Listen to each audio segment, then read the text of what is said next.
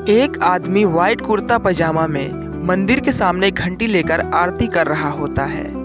उसकी सुरीली आवाज पूरे घर में गूंज रही थी। उसके पीछे एक 16 साल की लड़की हाथ जोड़े खड़ी थी।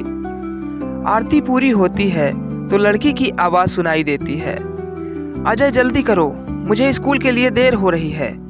अजय बोला, साली साहिबा बस 1 मिनट रुको, मेरी पूजा हो गई। उसकी साली टीना चिल्लाकर बोली, मेरा हेयर स्टाइल अभी बाकी है, जल्दी करो। अजय पूजा की थाली मंदिर में रखी गणेश की मूर्ति को टच करके आशीर्वाद लेकर जल्दी से टीना के पास आता है और उसकी हेयर स्टाइल बनाना शुरू कर देता है। कुछ देर बाद अजय टीना की बहुत खूबसूरत सा स्टाइल बना देता है। अजय टीना को देखकर बोला, साली साहिबा पिंक क्रॉप टॉप पर आप अगर पोपटी कलर का स्कर्ट पहनोगे तो ज्यादा खूबसूरत लगोगी। यह सुनकर टीना जल्दी से अपने कमरे में जाती है और अपना पोपटी कलर का स्कर्ट निकाल कर पहन लेती है और मिरर के सामने गोल गोल घूमकर खुद को निहार कर बोली, हम नॉट बैड, अजय का टेस्ट तो अच्छा है। यह बोलकर वह अपना बैग लेकर कमरे से चली जाती है। टीना नीचे आती है तो अजय उसे बोला, ब्रेकफास्ट कर लो फिर स्कूल चली जाना। टीना मुंह चढ़ाकर अजय को देखकर बोली, बस इसी के लिए मैं थोड़ा पसंद करती हूँ, वरना तुम्हारी वजह से मुझे इतनी इंसल्ट फील होती है कि मेरा निकम्मा जीजा जी घर का काम करता है। अजय सैंडविच टेबल पर रखते हुए बोला, थैंक यू सो मच साली साहिबा मुझे जीजा जी बोलने के लिए। टीना अजय का यह बिहेवियर देखकर बोली, तुम बड़े वाले बेशर्म इंसान हो। अजय झुककर एक हाथ अपने पेट पर रख कर बोला, थैंक यू साली साहिबा। पीछे सीढ़ियों से आवाज आती है, यह ऐसा वैसा बेशर्म नहीं, दुनिया के 100 बेशर्म मरे होंगे तब जाकर यह पैदा हुआ होगा। अजय सीढ़ी पर खड़ी औरत को देखकर उतने ही एक्साइटमेंट के साथ बोला, सासू माँ आज थोड़ा लेट हो गई आप, आइए आपका गर्मा गर्म नाश्ता रेडी है। सावित्री जी गुस्से में खींच कर बोली, तुम्हें किसी बात का असर नहीं होता क्या? अजय ना में सिर हिलाकर मुस्कुराते हुए आगे बोला, सासू माँ आप क्यों सुबह सुबह अपना खून जलाने लगी? मेरी मोटी चमड़ी है, मुझे इन बातों से फर्क नहीं पड़ता। आप ये बताइए आज क्या नाश्ते में क्या खाना पसंद करेंगे? सावित्री जी फ्रस्ट्रेट होकर बोली, जहर लाकर दे दो मुझे, सबसे अच्छा रहेगा। अजय बोला, क्या सासू माँ इतनी जल्दी मरकर क्या करोगे आप? नरक में आपके लिए जगह खाली थोड़ी होगी अभी, भगवान पर थोड़ा तरस खाइए। क्या कहा? मेरे लिए नरक में भी जगह नहीं है? अजय की बात सुनते ही सावित्री जी भड़क बोली।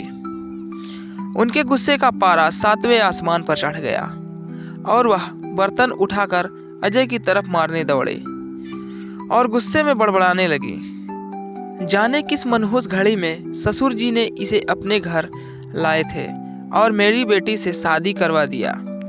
मेरी चांद सी बेटी को इस नालायक के पल्ले बांध दिया।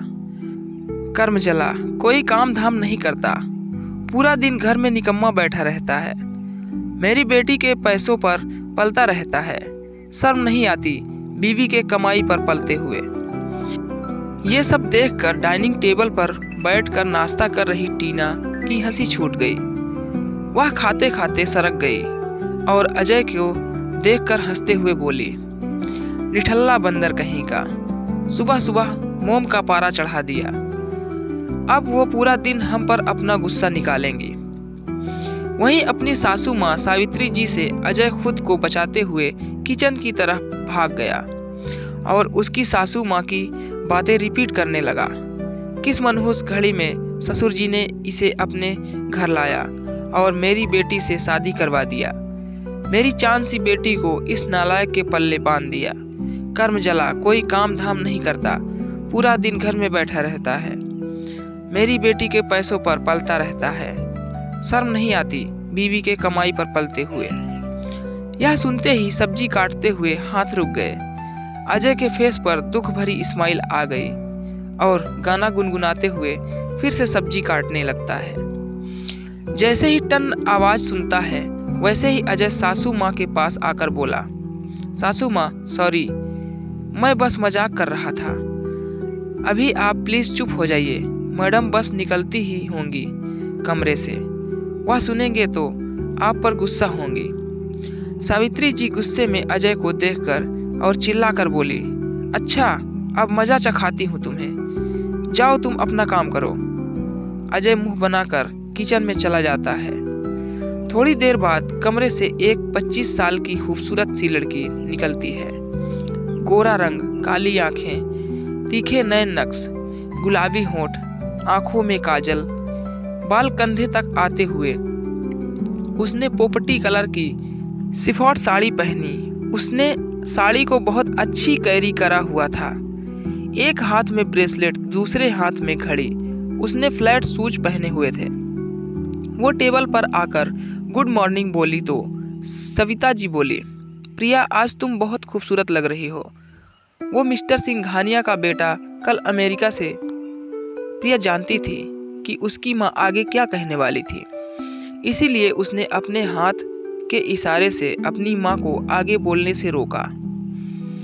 वह अपनी माँ की बात का भी कोई जवाब नहीं देती है और अपने नाश्ते का वेट करने लगती है।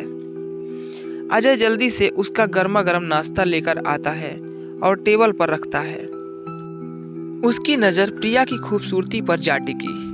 वह चोर नज़रों से प्रिया को देखकर इस्माइल किए जा रहा था, तो उसका हाथ पकड़कर झकझोरते हुए टीना अजय को बोली, अब जल्दी करो, मुझे लेट हो रहा है।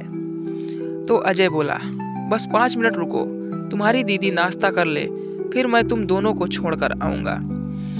एग्जैक्ट 5 मिनट बाद प्रिया अपना नाश्ता फिनिश करती है और अपना बैग लेकर गाड़ी के पास जाकर खड़ी हो जाती है। टीना जल्दी से अपना बैग उठाती है और गाड़ी में जाकर बैठ जाती है। अजय गाड़ी की चाबी लेकर गाड़ी की तरफ चला जाता है। जाकर ड्राइविंग सीट के बगल वाले सीट का दरवाज़ा खोलता है तो प्रिया अंदर बैठती है और अजय ड्राइविंग सीट पर जाकर गाड़ी स्टार्ट कर देता है। अजय पहले टीना को स्कूल छोड़ता है, उसके बाद प्रिया को ऑफिस छोड़ने के लिए निकल जाता है। दोनों के बीच में कोई बातचीत नहीं होती है। कार में बिल्कुल सन्नाटा होता है। आधे घंटे बाद प्रिया के ऑफिस के सामने अजय गाड़ी रोकता है। प्रिया गाड़ी से उतरकर ऑफिस जाने लगती है। ओह प्रिया! तभी अजय उसे पीछे से पुकार कर आवाज़ देता है। प्रिया पीछे मुड़कर देखती है और पूछती है, क्या हुआ? अजय कुछ बोलना चाहता है पर नहीं बोल पाता है, तो बात बदलकर बस स्माइल कर देता है और बोला, मैं शाम को तुम्हें लेने आऊँगा, तुम मेरा इंतज़ार करना। प्रिया हाँ बोलकर ऑफिस के अंदर चली जाती है। ऑफिस के बाहर खड़े लोग प्रिया पर छुप छुप कर हंस रहे होते हैं। तो दोस्तों, अगर स्टोरी पसंद आए तो उस पर लाइक और कमेंट ज़रूर करें। धन्यवाद।